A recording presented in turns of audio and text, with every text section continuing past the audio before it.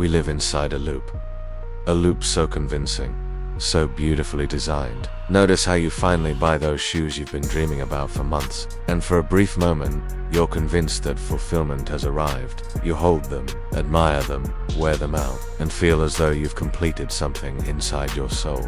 But within a week, you're already browsing for another pair, scrolling endlessly through curated images, hunting for a better version of the thing you once thought would complete you. And it doesn't stop there. The moment you get your hands on the newest iPhone, the shiny edges, the crisp interface, the polished pride, you begin saving up for the one that's expected in the fall. Not because you need it, but because some part of you refuses to let the hunger rest. The moment you earn your dream car, you drive it with pride for a few months before your eyes start trailing toward newer model. Glossier advertisements, louder engines. This, right here, is the hidden mechanism behind every glowing object you see in the world. The endless chain of desire. We are not wired for contentment.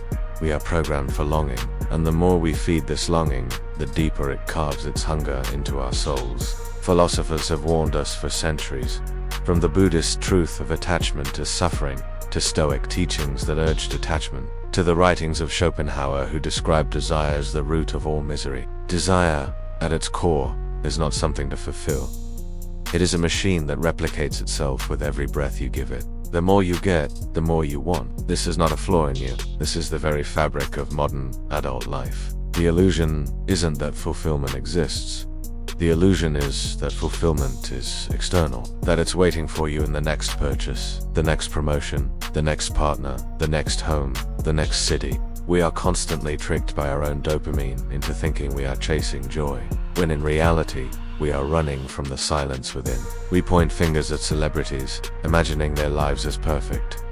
The photos, the vacations, the private jets, the smiles, but inside, they are trapped in the same loop, only with more resources to decorate it. They are not satisfied, they are not at peace. The applause gets louder, but the silence grows deeper. That's why so many who have it all still seek more status, more control, more distraction.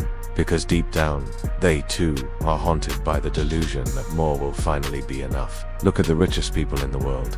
You think they're hustling for money? No, they're addicted to motion. They can't stop. They are bound by the loop, just like you. Warren Buffett, Elon Musk, the titans of industry, still grinding, still chasing. Why? Because desire doesn't care how much you already have. It only knows how to hunger. Even your self-development journey can fall into the same trap. You start exercising great. You start eating better.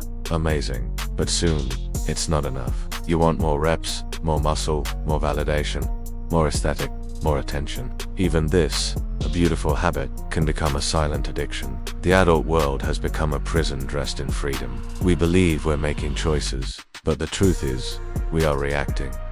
Reacting to what we don't yet have. Reacting to who we're not.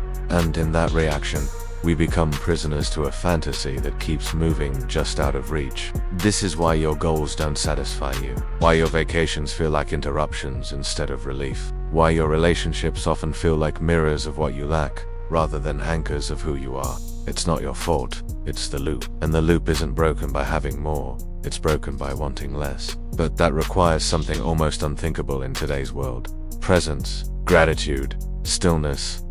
To sit quietly with yourself and not chase the next thing. To feel desire rising, and instead of obeying it, you observe it, like a wave in the ocean. To realize that desire is not evil, but neither is it your master. It's a visitor. And if you treat it like truth, it will become your god. But if you treat it like energy, you can learn to transform it. Most people spend their entire adult lives accumulating wealth, objects, partners, experiences only to reach a point where they wonder why they still feel empty. This is because no amount of external success can heal an internal illusion. If you think you are broken without something, you'll be broken even after you get it. The only path out of this loop is awareness, to pause, to understand the psychology of craving, to realize that the moment you say, "I'll be happy when," you've already handed your joy over to a mirage. And the more you chase it, the more it runs. Instead, ask yourself, who am I without the next achievement, without the next purchase, without the next hit of validation? Can I still love myself if I stop running? This is what monks discovered, not because they rejected life, but because they finally saw through its illusion.